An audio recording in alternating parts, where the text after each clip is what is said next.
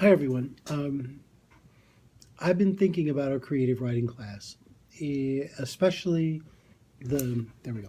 I've been thinking about our creative writing class, especially with the subject of writer's block and how to choose a topic. And I've got a couple of remarks about that. And of course, everyone realizes this is a rock from the Ganges, okay? And that's not really involved in our creative writing discussion, but I wanted to mention it anyway. Okay, seriously though, um, I think that it can be very, I mean, we all know that it can be very difficult to find a subject to write on, but I think that there is a single reason for this that occurs time and time and time again in in many different cases. And I think the reason people don't know what they really want to write on and what they need to write on is that they're not um, thinking about their own lives, and they're not thinking about their own lives in a really relaxed way. Let me give you a concrete example of this, of what I mean by this, and then I'll come back to it and discuss it with you as a principle. Okay, and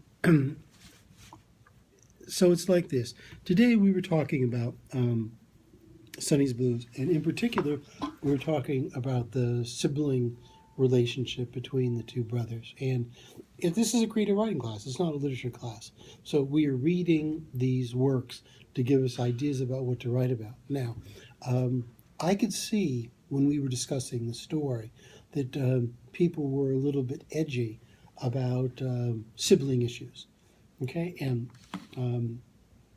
I think that that edginess and that discomfort and that anxiety and that hesitancy, especially in a public situation, to share your true feelings about your siblings is has a kind of a twofold meaning. First of all, your reluctance is your guide to the importance of thinking about it and not just stopping. The easiest thing in the world is to say to yourself, "Oh, what do I have to say about my brother?" Okay. Um, the second part, though, is that this is exactly where you want to probe. And when you get to this moment, whether it's thinking about your sibling, about a parent, about a failed experience um, in your life, a bad job, a bad boss, um, a bad teammate, someone that you sort of had a pathological dislike for, or hidden and secret and powerful love that you didn't want to mention.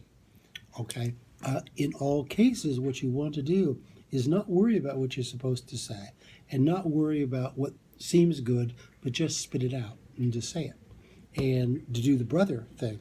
And let me sort of talk about my feelings as we were talking in class today. Uh, I could see that many of the people in the class disliked talking about their brother. I was thinking about how horrible it would be for me to have to share some of the stories, especially when I was rotten to my brother. But so as we're talking in class, I'm thinking I've got to write stories about how rotten I was to my brother. These are the good stories. I remember torturing him. I remember putting an apple on his head when he was about 5 years old and shooting the apple off with bow and arrows and BB guns and spears. And these are great, great stories. And I'm really ashamed of these stories, but nevertheless, and would it be fun for me to write them?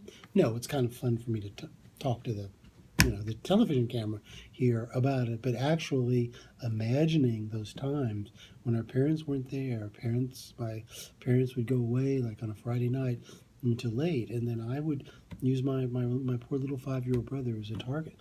I would take BB guns, and it's something of a miracle that I didn't take my whatever, my 22 or something, and start doing pot shots. So I was a bad brother, and those are stories that I need to write about, and not just pretend on a daily basis that I'm a fancy English teacher or a smart guy. I need to write the stories, and it's the same with you about your bad experiences, your secret experiences, all the unadmitted stuff in life. That's what you want to talk about. Okay, that's my lesson for creative writing, 563 at Prince George's University.